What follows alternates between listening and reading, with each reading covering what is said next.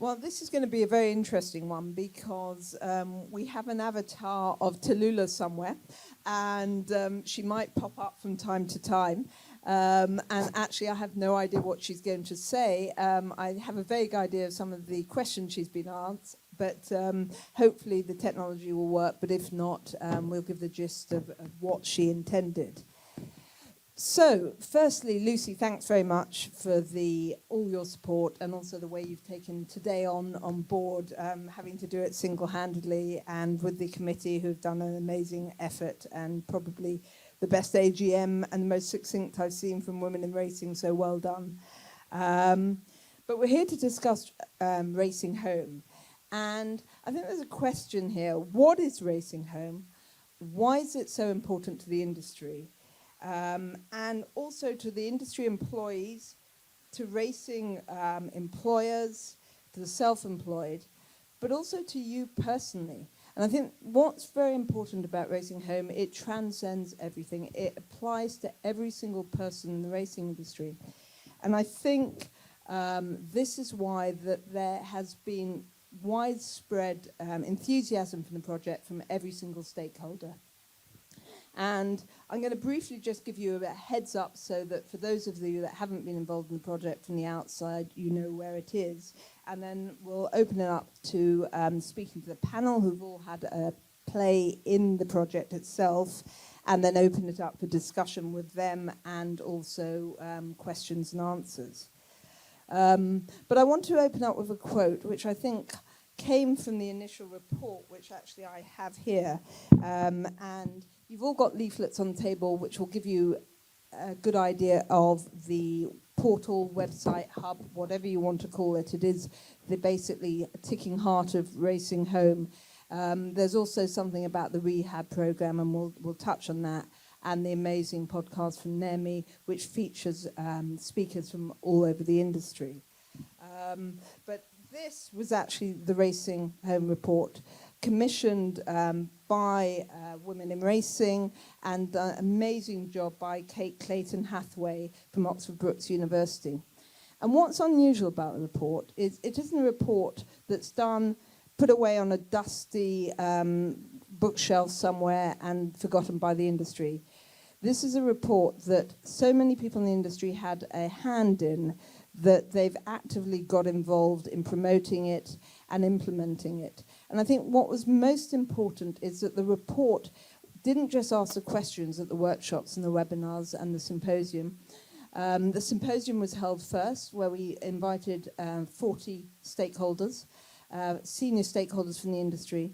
To our amazement, we had to get change hall because we had 65, because so many heard about it and said they wanted to come and talk about parenthood in general. So that's where it started. And Oxford Brookes were there, and they decided that they would very much like to work on the project with us, and they'd originally worked on the diversity project in 2017, which resulted in the Diversity in Racing Steering Group. And Susanna was instrumental in her role of Women in Racing then to make that happen. And it's lovely to see her chairing the group that actually she probably saw before anybody else in the industry.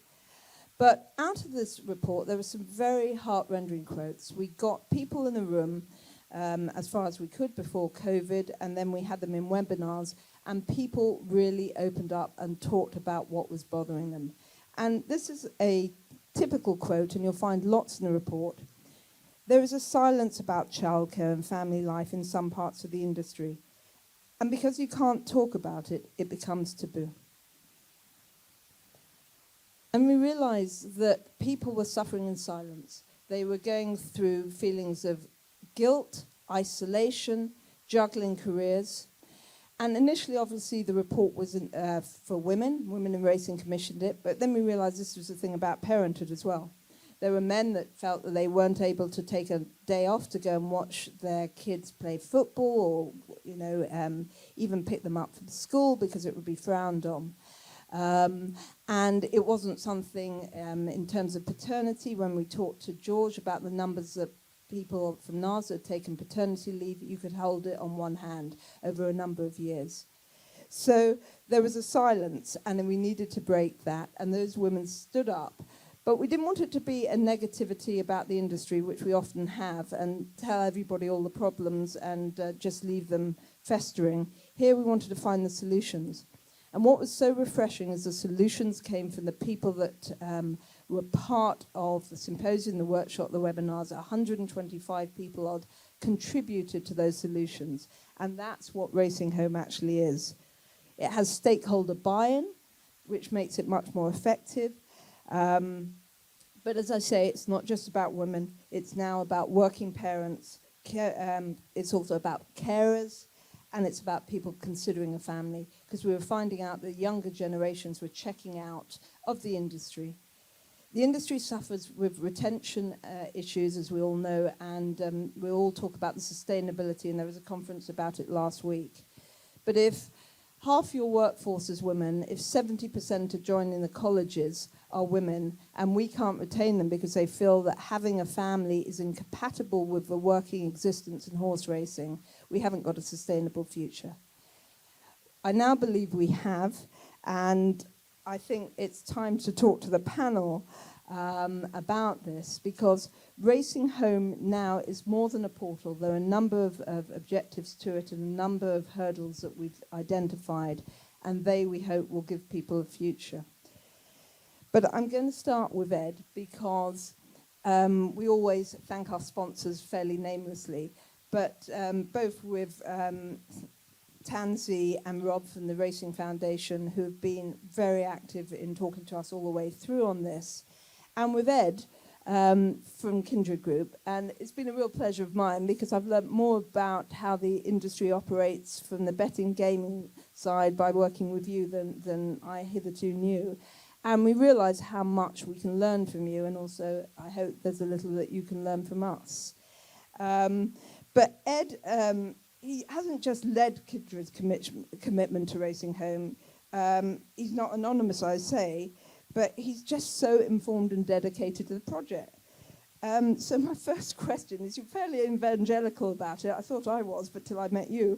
So Ed, why? Well, thank you very much for those kind words, Dina. Well, first of all, just like to say hello to everyone. It's great to be here at the WI AGM and Racing Home Media Launch. And it's fairly appropriate that we're here at Kempton Park Racecourse. I don't know how many of you know, but exactly 50 years and 2 months to the day, Muriel Tufnell rode the first winner she ever had, and the first female winner as a jockey here at Kempton Park. So 50 years and 2 months to the day, which is great. We also happen to sponsor here, which also makes it really nice for you to be here. We're the official betting partner at Kempton Park Racecourse for the all-weather meetings, and we have donated a few race titles to this occasion this afternoon. I hasten to say Kempton Park isn't all great in the Jockey Club with women in racing. Many of you know that women couldn't train under their names until 1966, when Laura Wilmot and Florence Nagel both got licenses. But back in 1961, Laura Wilmot actually had a winner here at Kempton Park, and it was so popular, it was called No Fiddling, so popular, won lots of races, that the crowd started chanting her name. Laura Wilmot started chanting her name. But because back in the days, under Jockey Club rules, women weren't allowed into the winner's enclosure, she wasn't allowed to go into the winner's enclosure. And it took at the time, the Queen's racing manager, Sir Charles, who came in and brought her to stand next to the horse. So it's been good things with Kempton Park, and there's also been bad things with Kempton Park, but it's great to be here. And the reason why I mention those, and I know those, is because, to answer your question, I did my dissertation at university on gender inequality in horse racing. So I only reread it yesterday, and those facts came flooding back. It's not as if I've had them in my mind for the last 40 years. So I reread it. Yeah, and it's always been a passion of mine. I think at the time it was gender inequality was an area back in 91 when I did it, that it was a way of getting it shoehorned into my dissertation and my politics and sociology degree. But it is an interest I've always had, inequalities and gender inequality specifically. And when Kindred, we took upon us, when I wasn't involved, about 4 years ago, to be part of this project. As soon as I found out about it, I kind of wanted to be part of it and try to help with Racing Home as best I can within Kindred, and hopefully get media attention. It's great to see Chris Cook from the Racing Post here, hopefully, because I still think a lot is needed to get this message across about women in racing, racing home, not just maternity, but paternity, and being able to run a household, but also to work within racing. Because, as many of you know more than I do, racing is a 24-hour, 7-day-a-week occupation, and it must be extremely difficult being a young mother or young father to be able to keep involved in racing in whatever area. So getting that portal is very important to answer lots of questions. In fact, today I was talking to a kind of fairly senior executive at the Jockey Club.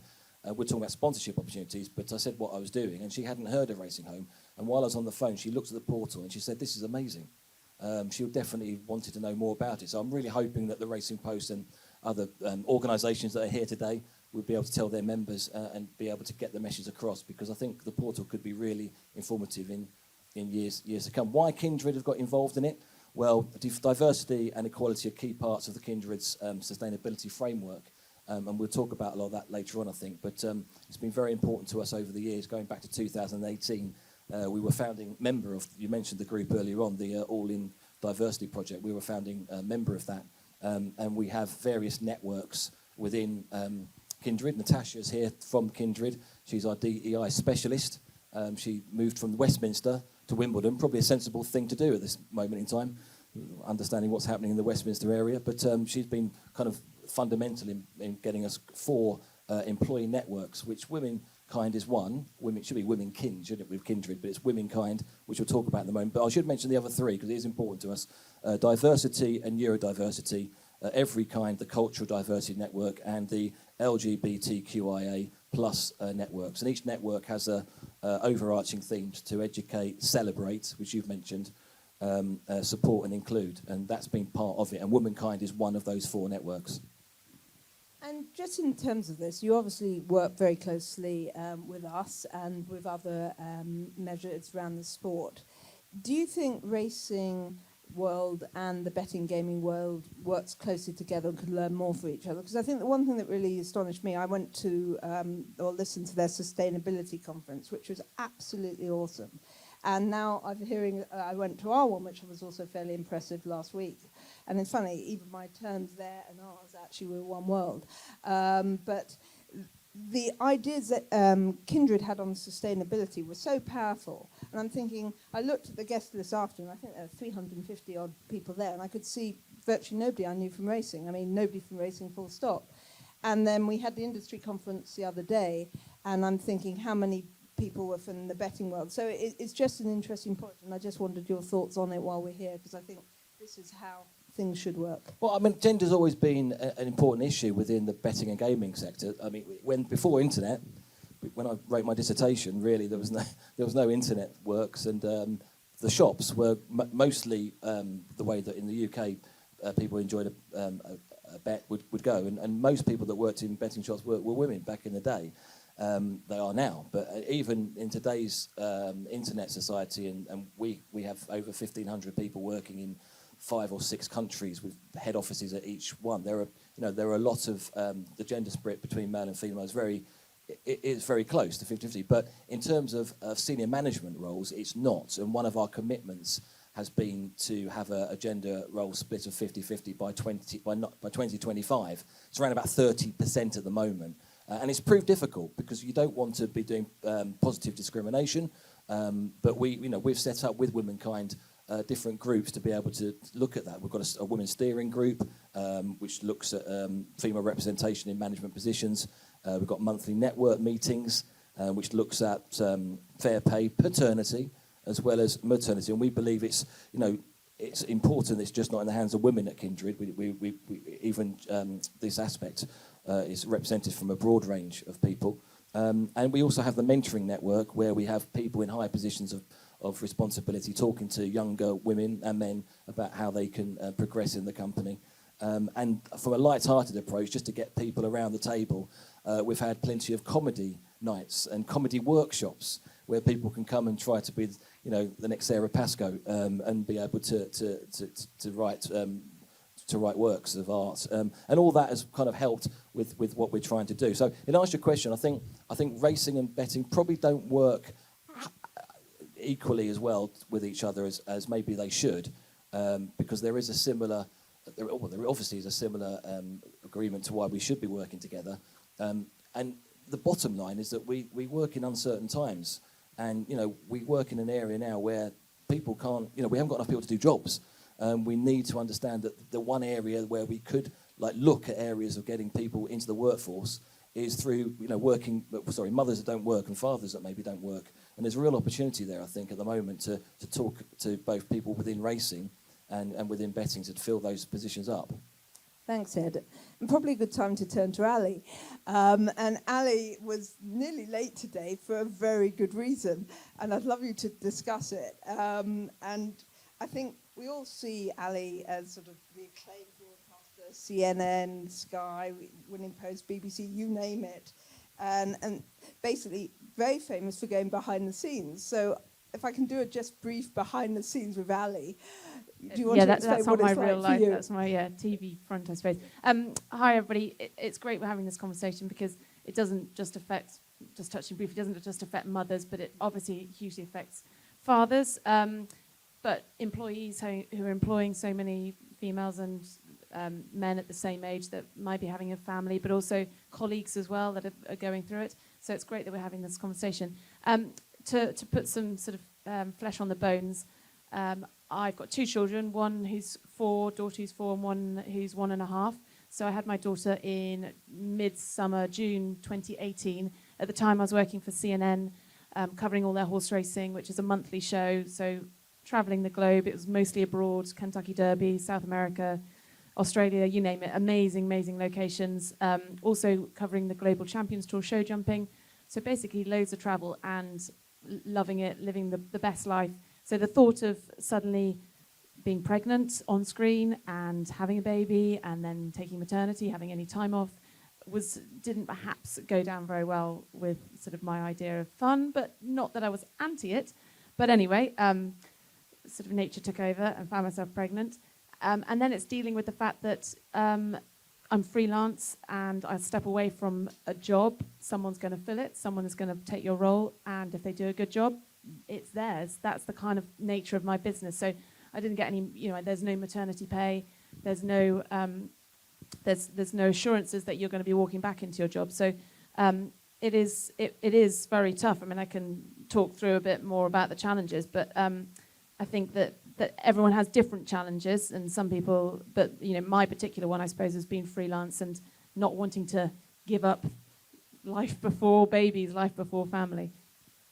And in terms of the challenges, actually, I think it's a great level of this. And I think Dom's quote beautifully on the podcast is that one assumes that it's going to affect different people, that if people are in a privileged position or famous position in the industry, it doesn't affect them.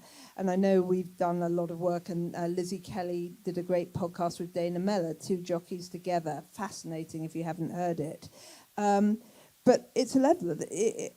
Yeah, it does, because you can, if you've got the money to have childcare, you've got the money to have maternity nurse as a mother, and I'm sure fathers, but you have that anxiety, mother guilt, bond, mostly anxiety. So whatever position you're in, however you can palm your children off, you are still worrying about them 24/7 and thinking about them 24/7. So it isn't just a matter of, everyone is the same, of course, when you go and have children. So there is no privilege.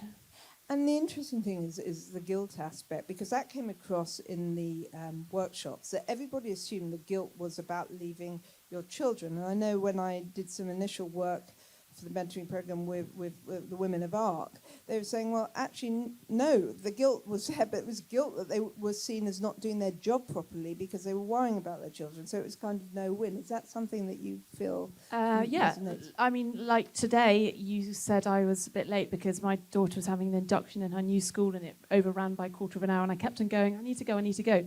But I can't use that as an excuse. Like, everyone's got issues, be it children late here, dogs doing whatever, grandparents, grannies, mothers. So yeah, you feel guilty that that you are juggling this massive balls with family life, but you can't bring that into work. So there is a slight guilt of that, because you do know that you have to just compartmentalize. But the guilt of, for me, I think personally, obviously, I'm not too hard-hearted. I was sad to leave my children, but I feel more guilty that I'm making my family, be it my mother, my husband, take on that responsibility while I go off and work and get 12 hours sleep and things like that. So I think that there's a huge guilt of that as well, that it should be my job, and it should. It shouldn't be my job, but it should be my job to look after them when they're in their first 6 months. And there I am saying, no, I'm going to work for a few days. You can look after them, husband. They're half yours as well. But you feel so guilty that you're going, and there he is. He's the one now getting no sleep, and I'm sort of doing work, and that's awful. And it shouldn't be like that. I shouldn't feel guilty for working. Like, he doesn't feel guilty for working. But someone said to me, no one asks the men, oh, who's looking after your children today? But you rock up to work when you've got young children. Oh, and who's looking after your children today? And that just sort of shows that yes, it is my job to look after the children, and it's just trying to talk about it and realise that actually, maybe some weeks it's 90% me and 10% him, but other weeks it's 100% him, and I'm very much busy and my head is doing something else. So it's good to talk about it. Actually, and I think great time to bring Dom in here, because Dom, I'll give you a great story of Dom, actually. Dom came to our symposium and asked a few questions in the background at back, and sort of was the one critical voice. And I thought, who is this person? Went and introduced myself, a little bit of hostility, but still always that big smile. I then went to see Dom and George at NAS, and I sat and asked them what they thought about Racing Home Project. And they told me everything that was wrong with it. And I said, this is fantastic. And George looked at me, and actually, George wasn't the hard one. Dominique was the hard one. I said, no, this is brilliant, because this is exactly why we want you in the project, because we want you to help lead this from grassroots, because it spans the sport, but obviously stable staff need that voice. And that voice often comes through the trainer's system, but it needs to be heard. And I think the fact that this is so solutions-based is because, again, another evangelist has been Dom on this. So, Dom, how, as a single mother, you've had to face this, and you've talked about it very bravely on in the webinars. What are your feelings? So I worked at I still class myself as grassroots, because I'm still working with the staff, and I still work for a licensed racehorse trainer on the weekends, because I don't have enough to do already as a single mother of 2 teenage boys. But I did the mothering at grassroots for 11 years of single parenting.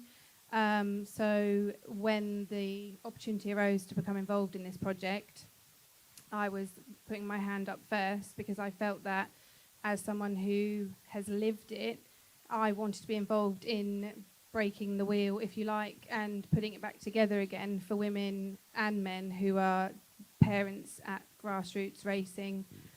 It is something I'm massively passionate about. I have never had a voice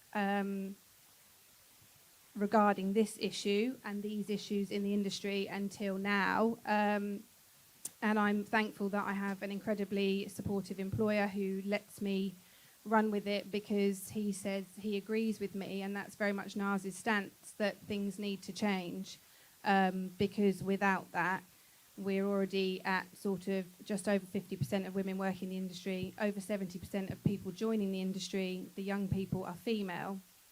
If we don't look at this issue now, in another 10 years' time, we're going to be in a far worse situation regarding staff than we are now. So it feels like now is the right time, especially with the support of Women in Racing, Racing Home and Simply Racing, to start these conversations and start making a difference and changing things. And I know you've been walking around speaking to trainers, handing out leaflets, and you've got, a very positive reaction. I think it's very important. This project is for employers as well as employees. This is for trainers, for people at the BHA, the race courses, across the charities of the sport. And I think we'll come to Gemma in a moment talking about that. But what's the reaction you've got, positive and negative, as you go around? Obviously, I'm Newmarket based, so I've only done Newmarket trainers. And normally when I go out and deliver flyers for NAS education programs, people can't get me out of their yard quick enough.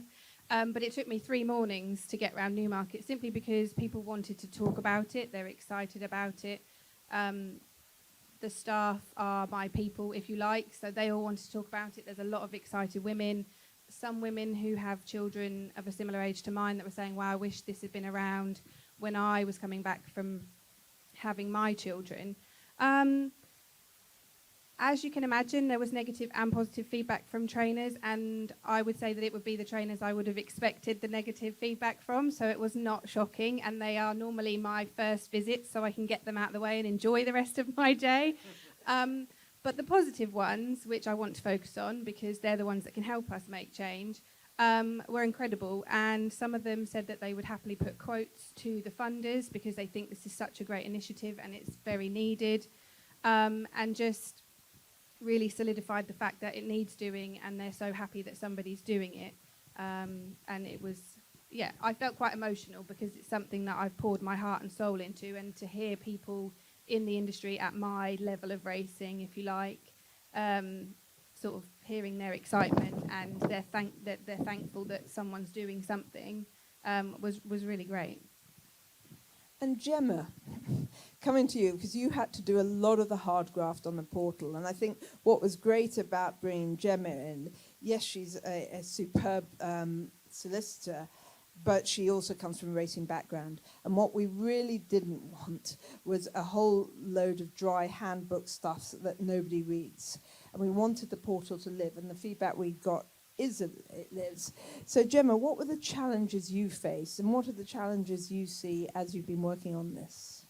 Thank you, Dina. May I first say it's been a privilege to be involved in the work to get Racing Home up and running. It was a fascinating experience, and it was actually lovely to spend time working with people who are all like-minded. I only knew Dina. I met all the others through the work that we were doing, and the enthusiasm and the coming from the same, singing from the same hymn sheet, and the initiatives were absolutely fabulous. I found it a very inspiring experience, and it made the whole concept of dealing with what, as Dina has rightly said, is a very dry subject when you're looking at policies on maternity, paternity, shared parental leave, which is probably the worst of them.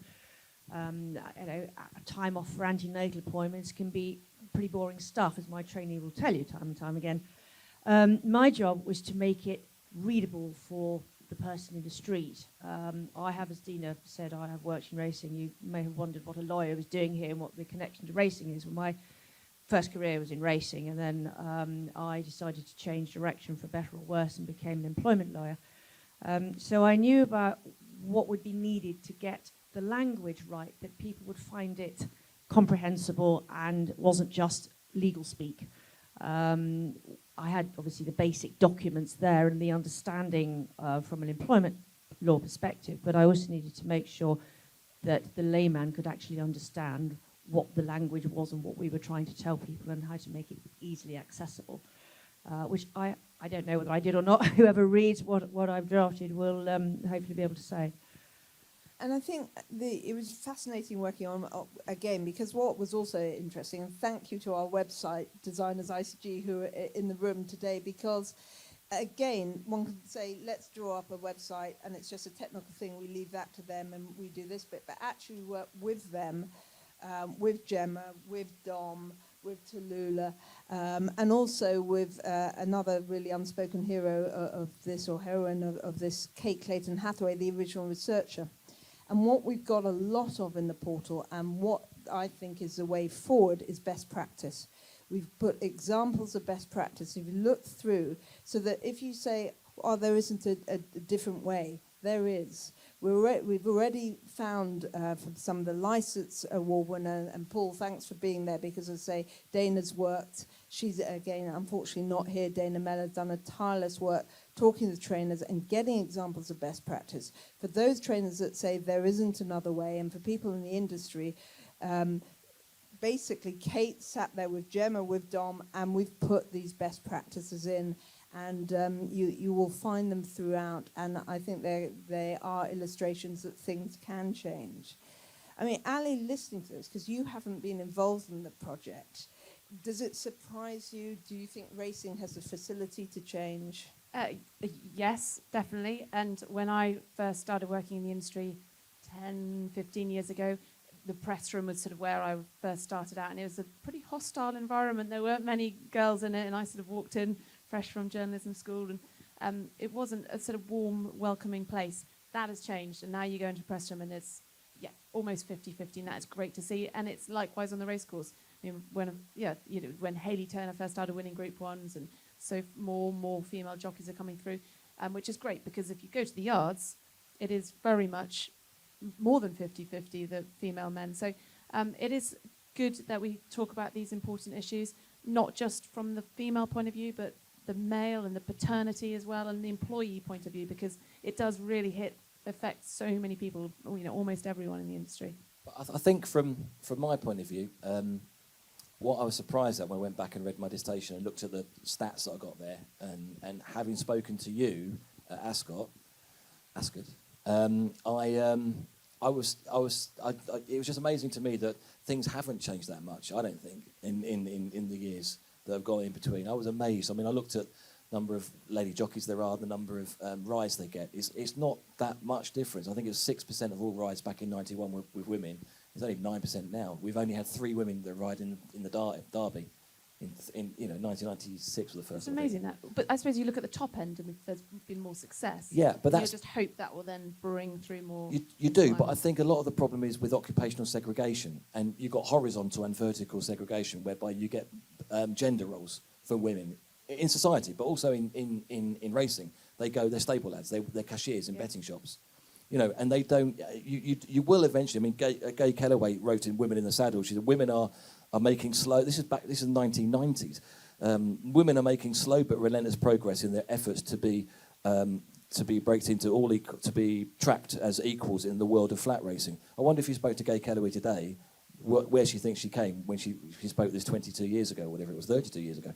I mean, I don't think she would say it's actually progressed as much as it has. And when I spoke to Ali, the reason why I thought of that when she was speaking is that you were speaking to me about being there. You had to leave halfway through because you had to get back.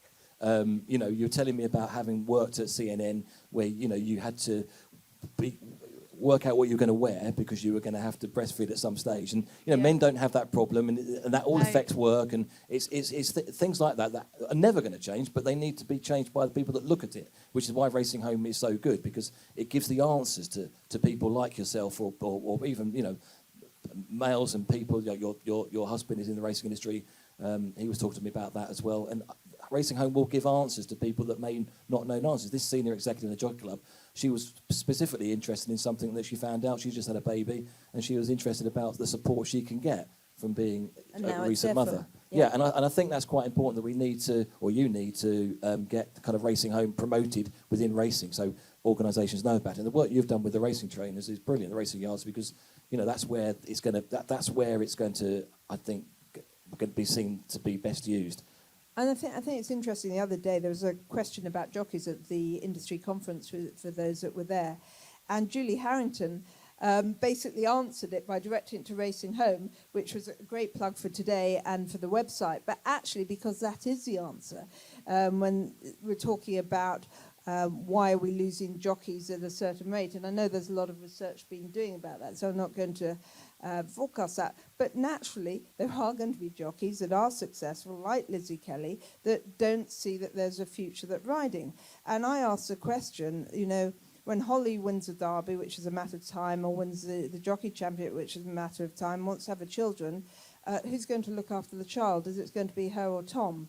And when we have those questions, we know that we're getting there, because it is changing the culture. And actually, one thing changing the culture, Dom, I just wonder if you could talk about the Rehab Program, because it's quite important for people to realise what it is and why it's important. So the Rehab Program is a program designed for yard staff and stud staff, so that when they are making the transition back into work, coming back from their maternity leave, that it's a lot smoother. It's a much smoother transition for them. So they are offered 6 free physiotherapy sessions at one of the IJF rehab places at the moment, which is the gym facility they get to use as well. And it focuses on getting their body back to a level of fitness for either riding or, as you'll know, yard staff is manually hard labour as well. So the thing is, at the moment, there's absolutely nothing like that. What it looks like, or what it looked like for me and every other woman I know who works in a yard, is that you literally go back in and they go, brilliant, you're back, here's your 4 lots. And you're like, I haven't sat on the racehorse in however many months, I might have had a cesarean, I might be breastfeeding, but they don't care. That's what you're doing, and that's how it is. And so it's not acceptable, firstly, and secondly, why would anyone actually want to return to that if that's your introduction back into working full time?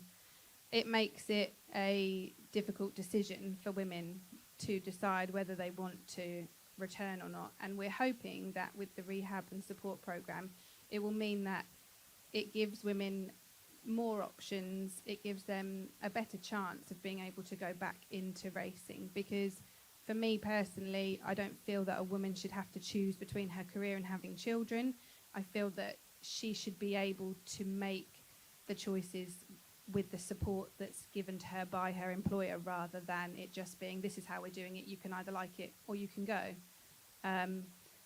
So that's why it's so important that we, and regarding the culture change, that is the biggest blocker that we face as a program, is changing the cultures of the employers. I cannot emphasize that enough. It's a real issue. And I know I was speaking to a lady a couple of weeks ago when I was doing a yard visit who is pregnant, and her partner work for the same trainer, high-profile Newmarket trainer, and she went in with her partner to tell him that she was pregnant, and his words were, what have you done that for? You're ruining your life. Now, I don't know about everybody else in the room, but that makes me feel wholly uncomfortable that any employer is saying that to anybody in any industry. But when there's programs out there that employers and trainers are choosing not to take part in and not to engage with, and then think that it's acceptable to tell a young woman who didn't intend to be pregnant, but her and her partner have decided to make the decision they have together, that he would think that that was an acceptable phrase to use when she was telling him what their next move were and what their choices were.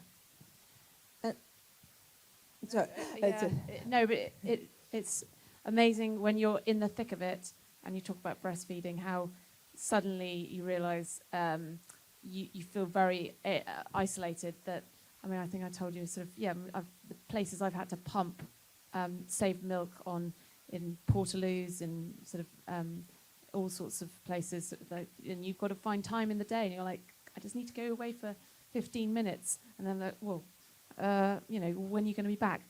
And then you sort of have to go, well, I have to pump my breasts, and they're, off you go, and you just sort of forget that. But there's just, I mean, if you're not in it, then you aren't going to know about it. But when you are in the thick of it, it's quite like, it's pretty much on your mind all the time. When am I next going to pump or feed my baby? Or when I started working, which was crazy after the first baby, would never have happened to the second baby because he was a whale. I was back at Royal Ascot 2 weeks after giving birth, and she was in the car park with my mum. And 2 weeks is great because they just sleep. But I was going and doing interviews, going back out to feed the baby, coming back in, doing interviews, going back out. And you look back and you think, geez, how did I do it? You manage it and you do it, and you, as I say, you pump in crazy places. But it's about the employers knowing that if you're a stable staff and you're going back and you're still breastfeeding, because you can breastfeed to 1 or 2. It's not just about that first sort of 6 months, that they may need 15 minutes between lots to go and do this or that. And it's just sort of not them going, what? Being able to just know more about it. It's not just stable, and I think it's interesting to look at the racecourse angle here, because another issue that isn't talked about, which I was so excited about recently, that the RCA very kindly invited us to talk on their diversity workshop. And afterwards, Caroline gave me a call saying that there was somebody who wanted to speak to me from Salisbury about it. And Emma Tranter just very, very bravely said, look, I think we should be talking about menopause as well. This is happening out there. We're talking about the younger women. We need to talk about menopause. It's affecting a lot, women across the sport. And I said, we touched on it, and we're trying to do more research, and it probably would be phase 2. And so we sat down and said, well, what do you suggest? Coffee mornings talking about it. And she came up with this phenomenal initiative which they did on the 30th June, that Salisbury had a walk and talk. So basically, they walked the course and they talked about menopause. And they advertised it very, very shortly. I mean, literally, I think a 10-day beforehand, got 12 to 14 people turned up. And it was so well received that one of them is going to do a yoga session on the course for all the women that are there. And they said it was wonderful to talk about it, a fascinating discussion. What was interesting also, and this is where it's quite important for racing as a whole, is their local MP. They spoke to their local MP who's championing this in Parliament. And the MP said, what a fantastic initiative that racing is leading on. Doesn't matter where it comes from, and she said, I want to be there next time. It's great that racing is leading sports on this. So out of nothing, the racecourses have got an initiative. Obviously, they've got the Showcase Awards, and hopefully we're going to get them competing with each other to find out who's got the best initiative. But they're easy fixes you can make that don't cost a lot of money, that will make a big impact on people's lives. Gemma, I want to talk to you, therefore, is how does racing compare in your mind to other industries? You're having complaints and cases from all over the place. How do we compare? I'm glad you've asked me that, Dina, because I was actually itching to say it's not just confined to racing. I mean, I deal with clients ranging from charities to corporations, to all sorts of organisations. And across the board, you will find a resistance to employers having to basically comply with the employment law rights that employees have, whether male or female. They don't want to because it interferes with their business. They don't really want to have to think about getting in replacements or cover, holding the job open. One of the most common things I get asked, I get rung up by an employer who would say, I've got this woman on maternity leave. Her maternity cover's fantastic. I want to offer her the job full time. Can I do that? The answer is not unless you want to find yourself in an employment tribunal for dismissal for automatic unfair dismissal for sex discrimination. And they say, well, why? Because this person's so much better than her predecessor. And I have to explain about the rights that women have when they're on maternity leave. And of course, talk about saying don't shoot the messenger. So, you know, my client could get quite cross about this, but I have to say to him, I'm just telling you the risks you run. If you want to run that risk, by all means do it. Just be aware of where it might lead. But racing's not alone. There are a lot of employers and industries and sectors out there that want to be able to have their cake and eat it and have their employees working all the time, full time, don't want to have to ask for flexible working because it inconveniences them. That's the interesting thing about flexible working, that the pandemic has, quite by accident, opened the floodgates to, is the ability now for people to, so many of us were working from home for a sustained period of time, whereas pre-pandemic, a lot of women with childcare responsibilities applied for the flexible working to say, can I work 2 or 3 days from home? And of course this was met with great resistance by employers because they felt they had to be in the office doing and be seen and all this kind of thing. But of course, with the pandemic and everybody, well, not everybody, but a lot of people, office-based people, having to work from home, that argument has now has almost disappeared. That actually if somebody now wants to be able to work flexibly, work from home, it's very difficult to find a valid argument against it. So that is one thing, that, you know, one positive side of the pandemic, I suppose, among many negatives. But I guess the message I have is that racing is very far from being alone. There are a lot of employers out there who do think negatively about people exercising their rights to maternity, paternity leave, flexible working, time off for antenatal appointments, all that kind of thing. It's obviously more difficult if you're working with animals because animals are a 24/7, 365-day-a-year job. So it's more difficult to organise cover for people who are going off on these things. But it's not insurmountable. And I think, as Dom said, we need to try and change the culture, change the way of thinking. And if employers, if trainers particularly, and maybe people who run studs as well, can be open-minded and embrace the concept of their staff going on maternity leave, coming back, flexible working, they'll get loyalty in return. And we all know the difficulties the industry is facing in recruitment and retention. And if they can demonstrate that they are an employer that embraces the concept of allowing employees to exercise their rights without feeling uncomfortable about it or the elephant in the room, then they'll become an employer that people want to work for and will want to come back to and remain loyal to. And I think that's the key message it needs to get across. I think it's interesting because the three portals that we've talked, the three pillars we've talked about. Actually, I didn't call them pillars after Steve Harmon's pillars, because where that ended up, I didn't really want us to end up in the same way. So we talk about hurdles to be overcome, and as I say, the portal has been one. And I think I'll just turn to the podcast, and Nemi, I'd love to talk to you, because you are, again, a hidden jewel of this, because I listened to one of your podcasts for Women in Racing and suddenly had this moment that we don't have to do a lot of video work. We actually have one of the best podcasters in the business who actually is Women in Racing, and put some fantastic combinations together. I just wonder if you'd quickly talk about that.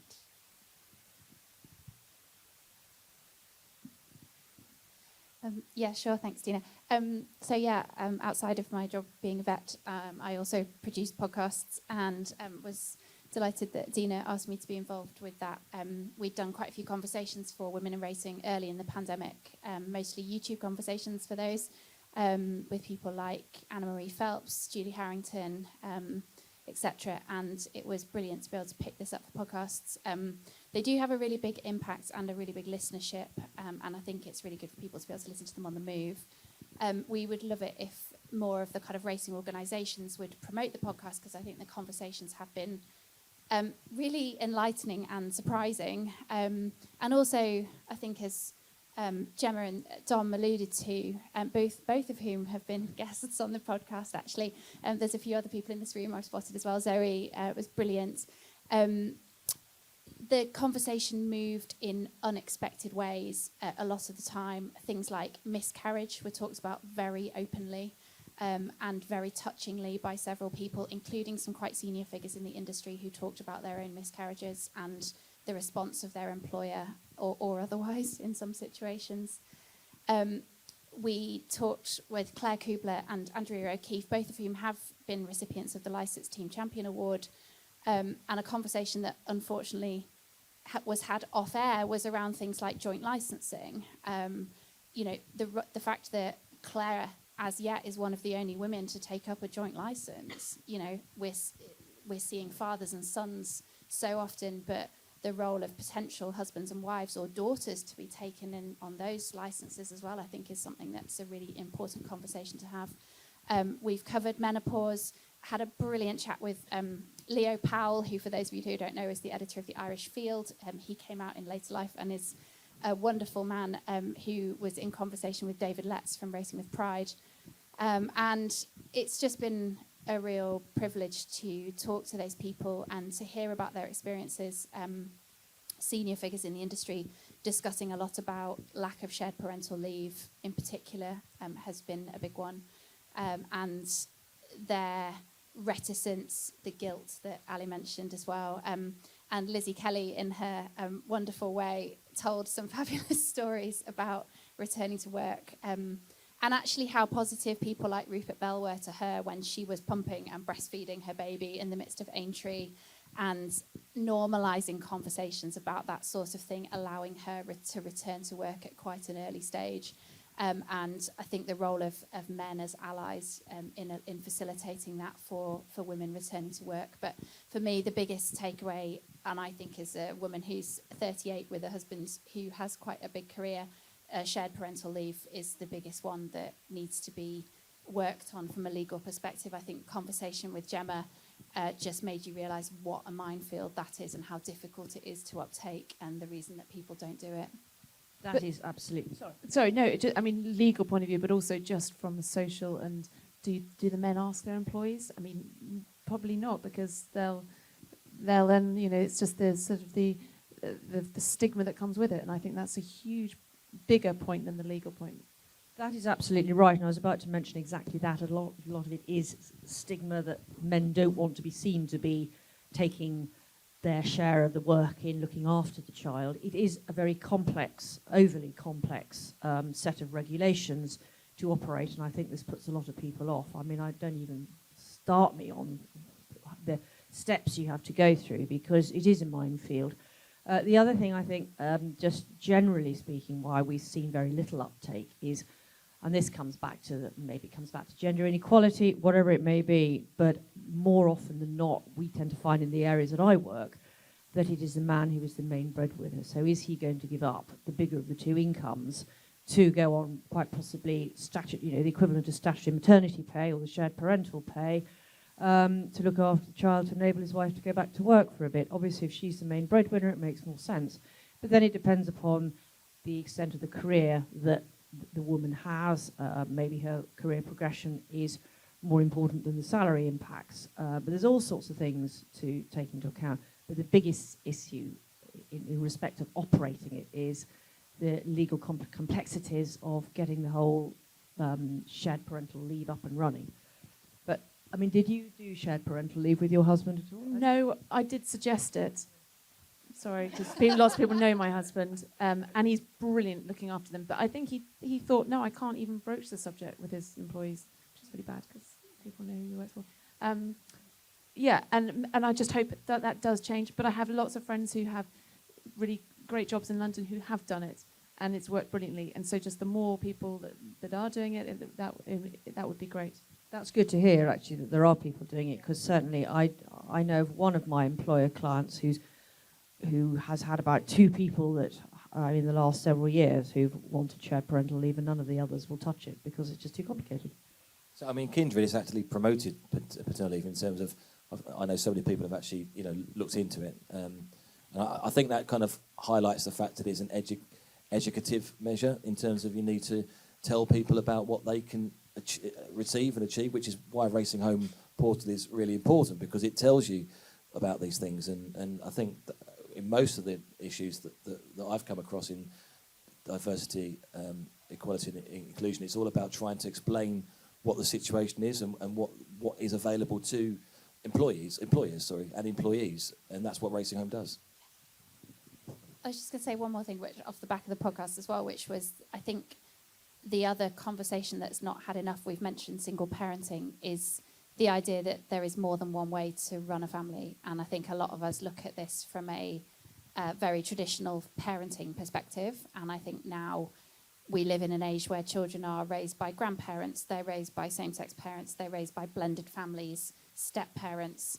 There's a huge wider conversation to be had around how we look after children away from the kind of mother and father way that we've always looked at things. And that was one of the other things we've kind of tried to get across, is that, at the risk of an awful metaphor, there's more than one way to skin a cat. Like, we can look after kids in so many wonderful ways and raise them in a really healthy fashion with lots of help and doing things in the right way. And I think that's one of the other things that as an industry we can probably do a bit better at. Absolutely, and I think, again, just thanks to Rose, who can't be here at the moment, and obviously Susanna, who is here, and Naomi, who unfortunately has got COVID, from Diversity and Racing Steering Group, because they've been really open with us about providing their committee members and conversation as well, and given us a very free range. But also, I remember we went to speak to David Letts, and said that the portal is going to look at same-sex parenting, and we wanted to look at it, not just because Pride is this month, but we actually think it was the most important thing that we had that in at the outset, and it wasn't an afterthought. And David said, gosh, this is so refreshing that you're coming to us first, because again, they can help us think of ways that are applicable, not again us imposing ideas on the website that are actually irrelevant to anybody. I think the other point I just want to make is about education. We've talked about what we've got so far, the portal, the Rehab Program, which again I just want to thank Dawn while she's there, because the Racing Welfare team have been working brilliantly with us on that and made it a lot easier. And also we are looking at the knotted theme of childcare and provision, which is something that will hopefully be phase 2 of the programme early next year. But what has been very good, and again, Stephen here, thanks for turning up, Stephen, a long way for you, is the way the racing colleges and the Scottish Racing Academy have embraced the educational aspect. Because I think at the moment, we need to embrace a new generation. Michael, who works with me, was in one of the podcasts, and I hope, in one of the workshops with Anna Marie Phelps. and it was fascinating. He gave his insight as a male. And Michael, if you want to share it with this room about how before when you thought about having a family, it was very much about what your girlfriend would do or your partner would do. And you being so involved in the Racing Home project, it was suddenly, am I the one that gives up work? You know, I've got a freelance, I've got a very good marketing career. Am I doing that? And then you suddenly started thinking about what your friends were doing. And I know Anna Marie Phelps was really touched at that, because obviously she has sons of her own, and just changing that culture. That made us really think about the educational aspect and going and catching our youth early. Because we want the boys and the young men to think slightly differently about this, you know, not just in terms of if, you know, their partner gets pregnant, but just thinking generally about how they address them in the workplace. Do they have frustrations that they're leaving early to look after children and not doing their share of the work? So just opening up that mentality. But also we wanted the women not to check out, because we were finding, and Eleanor Bowden's research really showed that people were checking out early, young women, and saying, I can't have a career in this sport because I'm going to have a child and it's incompatible. And if we can catch them early enough and educate them, and so we're producing modules first in the racing colleges and having talks, and then it will be obviously on Racing to Learn, and we'll be sharing that. So that's coming next. Another initiative that's going on is we're doing a huge data. We're not reinventing the wheel, but we're doing data collection around what the industry already has. And Kate Clayton Hathaway has gone into, again, every stakeholder, and we hold a lot of information that we haven't taken, is again been stored away. She's collated that, and then we're going to see where the data gaps are, so that we have a clear understanding of what parenthood is in the industry, and you know how many working mothers we are, how many children we have, etc. Some of that is already in support, and the Racing Foundation been very helpful, adding questions there. And as I say, there will be hopefully a mentoring program for people that actually are having children or, you know, want some mentoring support. We actually do have that. Zoe Elliott is the mentor on the Women in Racing program, but we'd like to sort of crank that up, you know, with NAR staff and with various initiatives around the country. So there are quite a few more steps. Now, aware that we want some audience participation, but we also want to hear from Tallulah. Is this possible? Yeah, we've seen some fantastic examples of good practice across the sport for, you know, parents and mothers and fathers, actually. And it's a really great way for everyone to kind of share their experiences and kind of show what everyone can do very simply to kind of support their staff and support themselves in doing this. We've seen definitely some flexible and family-friendly working practices at studs and then also at training yards. It's a really great way of kind of maintaining staff and keeping kind of your employees engaged. We definitely saw this kind of through the pandemic with the remote and hybrid home working for those office-based staff, but we've definitely seen it at quite a number of studs and racing yards where those staff can potentially work a little bit later so that they can take their children into school. They can finish earlier, come back and do evening shifts. And so just really working around and being very flexible on timings is a really beneficial way of kind of getting those good practices in. On our website, there's an entire section on good practice, and it gives some really great ideas for actions that are really simple to kind of put into place. And hopefully those are something that people can have a look at potentially implementing into their own, you know, working environments.